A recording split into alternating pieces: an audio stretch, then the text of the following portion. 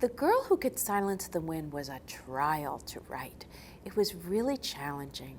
Originally, I was writing the novel because I had been reading newspaper articles about young women who came from a certain region in Mexico to work as crab pickers on the eastern shore.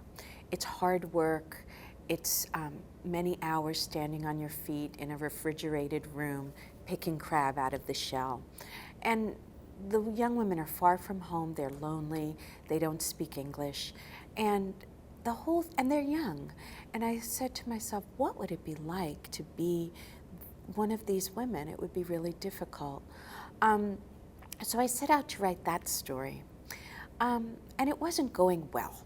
So it was again magical realism. It began with Sonia Ocampo, who's born, she's in a miner's town, and on the night of her birth, there's a terrible storm, but it stops immediately at the moment she's born. And naturally, all of the miners, who aren't necessarily educated people, believe that she is a holy child that was sent to them to help them.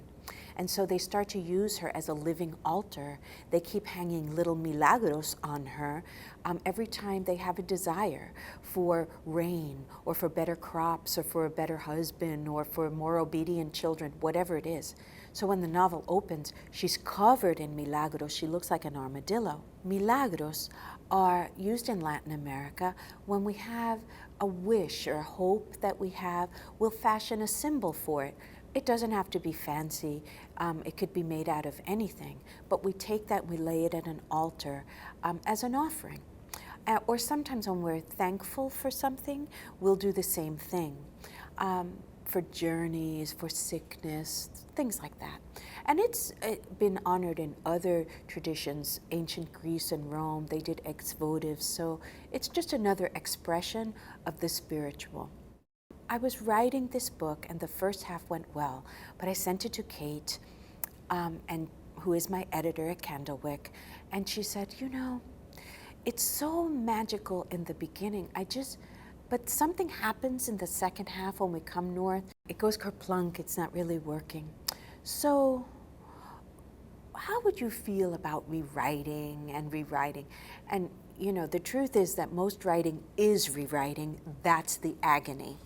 And so I sat down and I kept the work all in Tres Montes and in La Capital, the capital. Because what happens in this novel early on is that they ask Sonia to take care of a boy who's left to go north to find work. And he's found murdered in the valley anyway.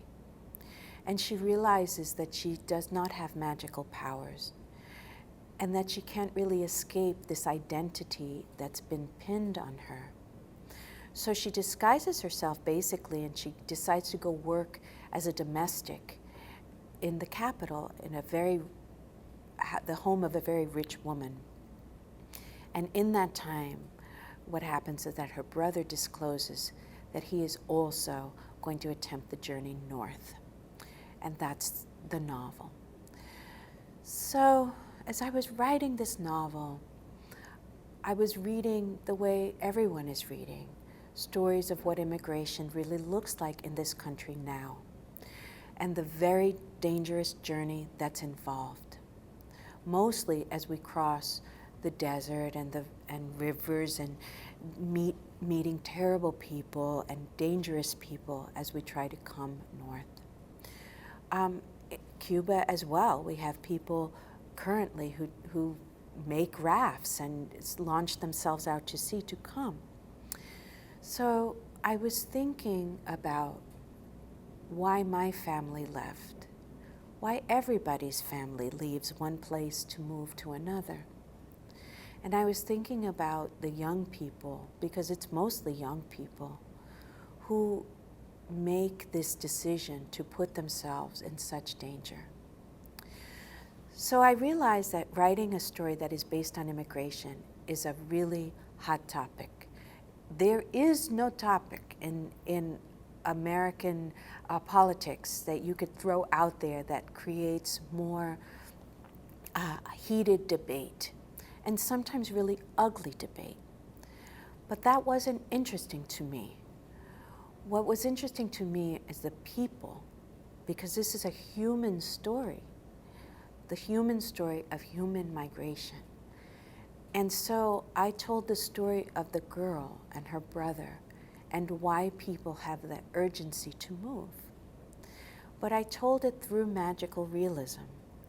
And I told it in an adventure story, in the hope that this book, when it came out, would be a vehicle for people to talk about that human story, regardless of what your political beliefs are. It's a human tragedy. And all I have to do now is just point to what's happening on our border right now with our unaccompanied youth that have arrived, and how frightened they must be. So I hope that this story gives people a chance to reflect on that, gives families a chance to talk about it. And you know, Latino families, it doesn't matter if you're here legally or if you're undocumented, if you've been here 50 years, if you've been here too. This topic is coming up. It's coming up in a lot of families. And I think this book is a way to talk about it. But mostly it's a book about hope and young people.